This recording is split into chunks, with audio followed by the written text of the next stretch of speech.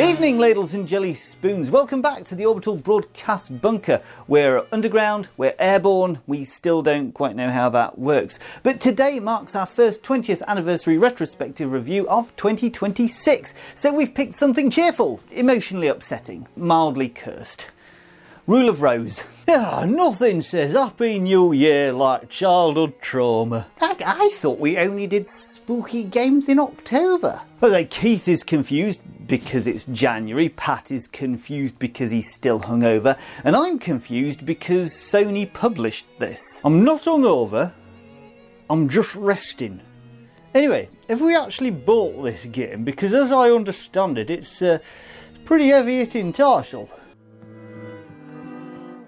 Quick heads up, ladles and jelly spoons, we're going to be talking freely about this game. Nothing scene by scene, but yes, there will be spoilers. So if you've never played Rule of Rose and want to go in cold, pause here. We'll wait. I will be here trying to flog anything we've got lying around to, recoup the costs of this game. Can it interest you in a used copy of 1,001 video games you must play before you die?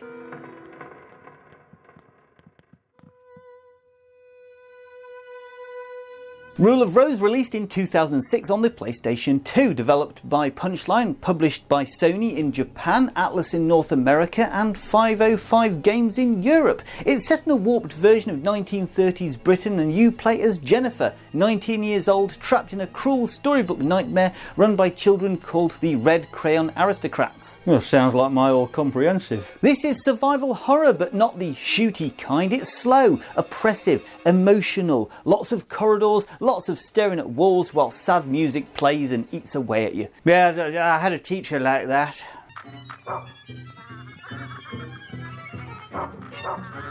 Sony asked Punchline to make a horror game. Punchline said, fine, let's make one about childhood, but not the fun bits, the weird bits. They took inspiration from grim fairy tales, the original ones, the ones that exist to warn children that life is cruel and that adults won't help you. Pansies. I learned from the School of Hard Knocks, the College of Tough Surprises and the University of Life. They also pulled from Silent Hill for the visual tones, the fog, the rust, the overall sadness. And the music was recorded with real musicians, not synth loops. And you feel that straight away. It sounds human, sounds fragile, and it sounds slightly unwell.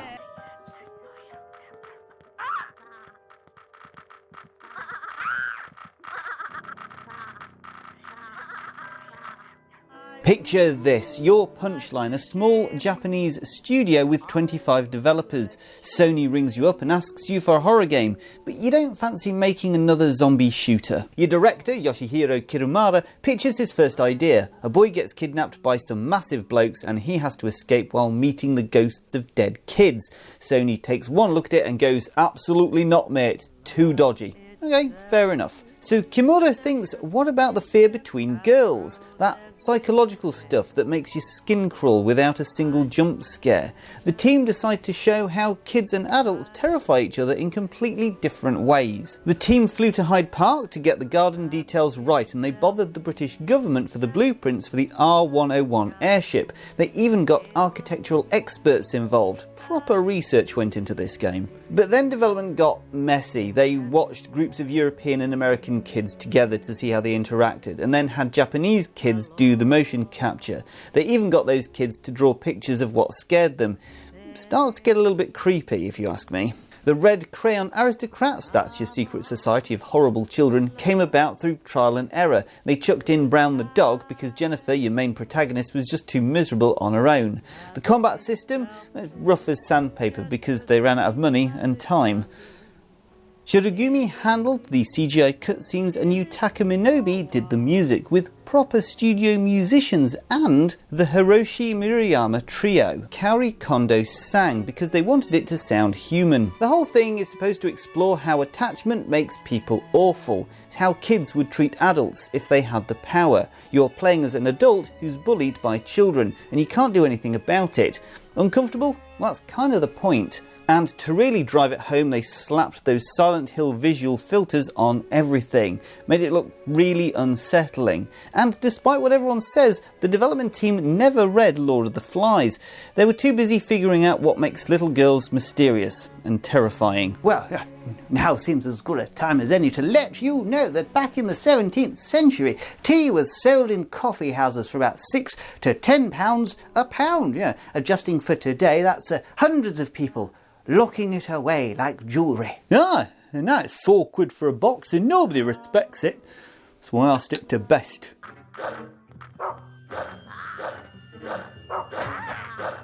Gameplay is where opinions split. Combat is clumsy, weapons feel awkward and enemies don't behave. That's either part of the design or part of the problem, depending on how patient you are. If my pint fought back like that, I wouldn't drink it. I'm lying, yes I would. You're often guided by Brown, a dog companion who helps you find items and leads the way. He's best character. Does his job. Doesn't talk. Yeah, badgers sometimes bury their dead. Yeah, there are documented cases of them covering their deceased with bedding and soil in their sets, you know. That's, it's on theme.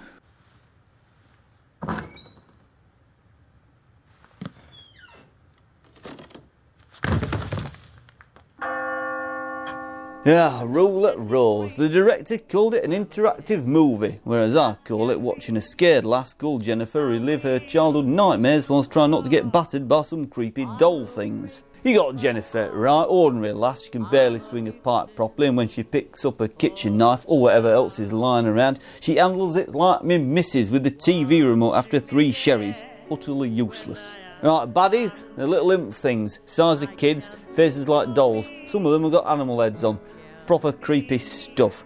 You can fight them, but Jennifer swings like she's never been in a proper scrap in her life, so she's better off legging it most of the time. Each chapter starts with some homemade storybook, and then you spend a month, well that's how the levels work by the way, finding some objects to hand over to these posh kids who are called the aristocracy. Proper little tyrants they are. Early on, right, you find this dog, Brown. He's best thing in all game. He follows you about, sniffs out items when you tell him to, show him something from your inventory and he'll find more like it. He even scratches at doors to show you where to go. Oh, he's a clever boy, he is. But he can't fight, right? He's a dog, not a bloody attack hound. He'll growl at the imps to distract them, give you time to scarper or have a swing at them without getting it back. Mind you, if he takes too much punishment, he'll collapse. Then you're on your own. And you need Brown to solve the puzzles. Most of them involve sniffing out related items to solve something bigger. But, you know, some of them have you looking for marks on walls. You know, linear as a queue at the bar at the Dog and Duck. I mean, you can't change the story. But if you poke about a bit, you'll find extra weapons and food, that sort of thing. The food's all sweets and chocolate. Heals you up when you're taking a beating. And you can find bones for Brown when he's hurt.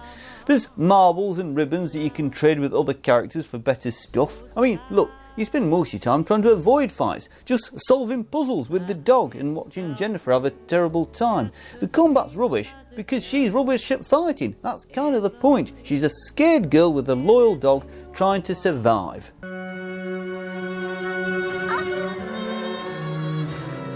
The story is cruel, intentionally so. The game is about bullying, memory and guilt. The Red Crayon aristocrats enforce rules that don't make any sense, and they don't need to because they have the power. They're the oppressors. Jennifer survives by endurance, not by conquering. Now, you don't so much beat the game as you do cope with the game. Well, I mean, I guess you could call it endurance horror. Say where is my shame? When I call your name. Jennifer's on a bus when some kid hands her an unfinished storybook and legs it. She follows him to the Rose Garden Orphanage, a right dump, finds a dog collar in a shed, then sees masked children beating something in a sack. She sneaks into the orphanage. Next thing, these kids are shoving her into a coffin with that bloody sack and hauling her onto an airship.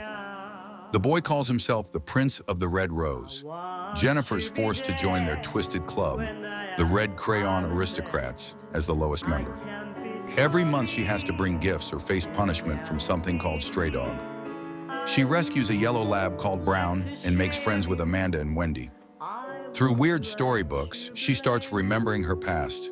Gregory Wilson, a suicidal bloke, drags her off the airship. Wendy saves her, but later has Brown killed out of jealousy. She's actually the princess and manipulated Gregory into murdering all the orphans before he shoots himself. Plot twist.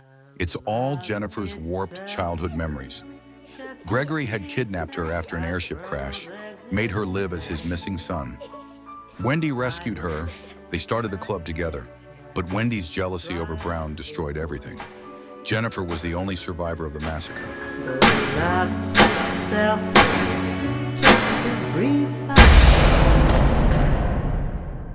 If you're enjoying this deep, uncomfortable walk down PlayStation 2 memory lane, do the usual. Like the video, share it around and subscribe to the channel if you're not already. It tells the algorithm that we're worth suggesting to other retro video game enthusiasts. Because we are clearly cream at crop. Well, speaking of crops, did you know badgers? It might be a new year, Keith, but the rules stay the same. Only one per video. Voice acting.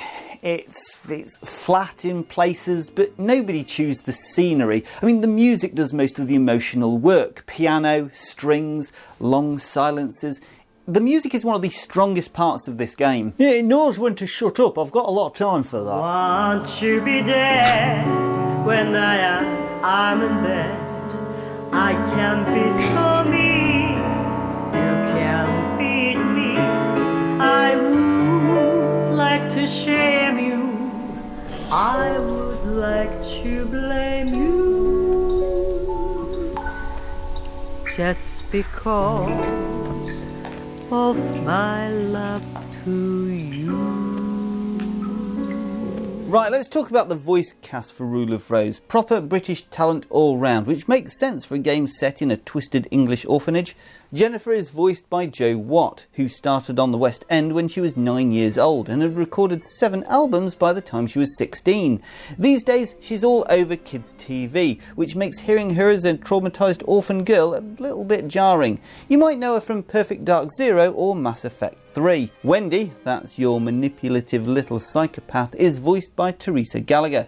Born in America, but she's been doing British TV since the 80s. She actually voiced 3 characters in Rule of Rose: Wendy, Clara and Dead Joshua. Talk about value for money. Someone tracked her down on Instagram recently and asked her about the game. Although she couldn't remember much about it, she seemed chuffed that people still care about it nearly 20 years later. Fair play. Brown doesn't talk, he's a dog.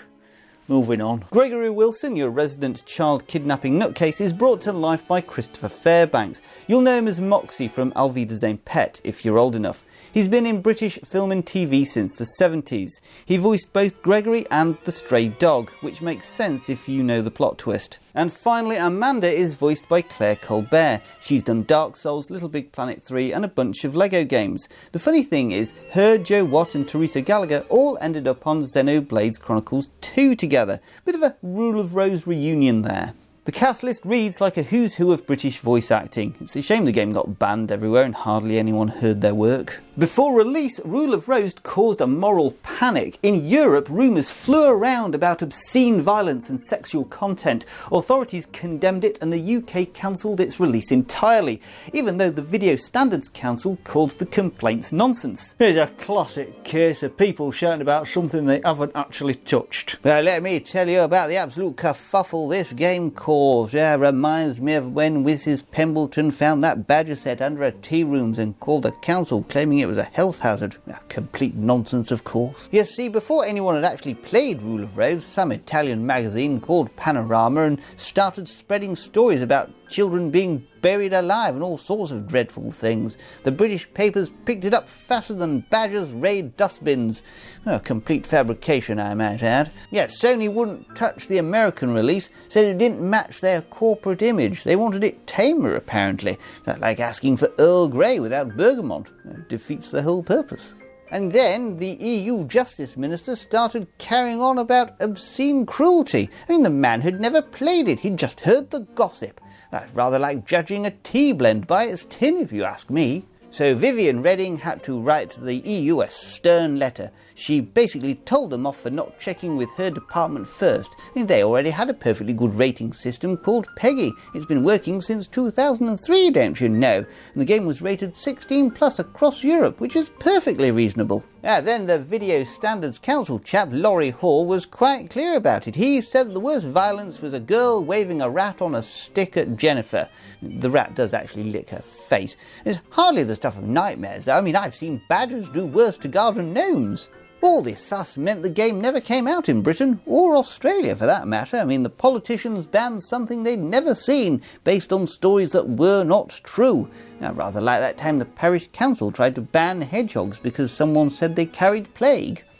They don't, by the way. That's rats you're thinking of. The reviews were mixed. I mean, critics hit the gameplay hard, others praised the story and atmosphere. It sat in that uncomfortable space where ambition outpaced polish. Metacritic called it mixed, or average, which is review speak for we're being polite.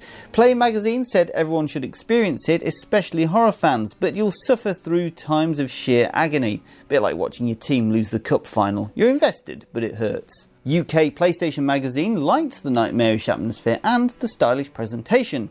It's just a shame the game got banned in the UK. Edge Magazine absolutely demolished it though, called it a murky brew of meaningless dysfunction that leaves a bitter taste. Yeah, they weren't having any of it. The AV Club pointed out the characters are more sinister rather than sexualised, despite the gothic Lolita costumes that you can unlock. But there are some things that everyone could at least agree on. For instance, the story is fascinating, but the gameplay is absolutely rubbish. The combat as well is completely broken. The controls are from the Stone Age and Jennifer handles like a shopping trolley with a dodgy wheel. Games Radar called Jennifer a cringingly passive non-entity. The game looks gorgeous, sounds brilliant, plays like punishment.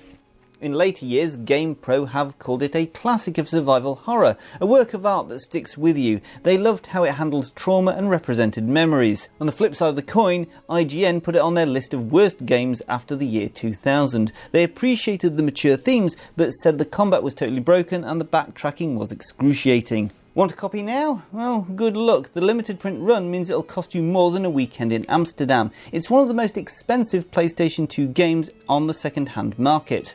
That's Rule of Rose, a brilliant idea trapped in terrible gameplay, banned by politicians who never played it, and now worth a small fortune. Copies can go for around $300 to $800 used in States. Sweet grand if it's sealed. Mind you, we're not much better over here though. A used copy used to command a solid 500 bob.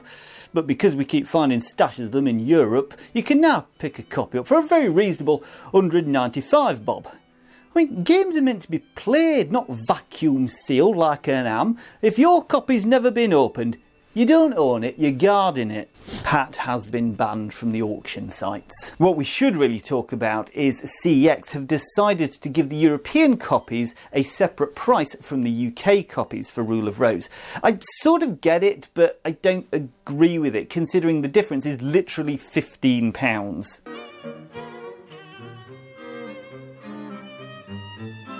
Playtime sits at around 15 to 12 hours. I mean, longer if you get lost, which you will. Shorter if you follow the guides, which feels wrong. I mean, I still get lost in the supermarket. And if you still get lost around Aldi, then we want to hear from you, ladles and jelly spoons. I mean, have you played Rule of Rose? Did it stick with you, or did you bounce off it? Any odd facts, memories or stories we may have missed? I've dropped them in the comments. Like, share, subscribe. It keeps the bunker powered and Pat supplied with pints. One like, one pint. Well, that's our look back at Rule of Rose. 20 years on, flawed, uncomfortable, but unforgettable. Next time, something lighter, probably. Until then, we'll leave you with this. If you aren't supposed to eat animals, why are they made of meat? Cheerio, see you soon.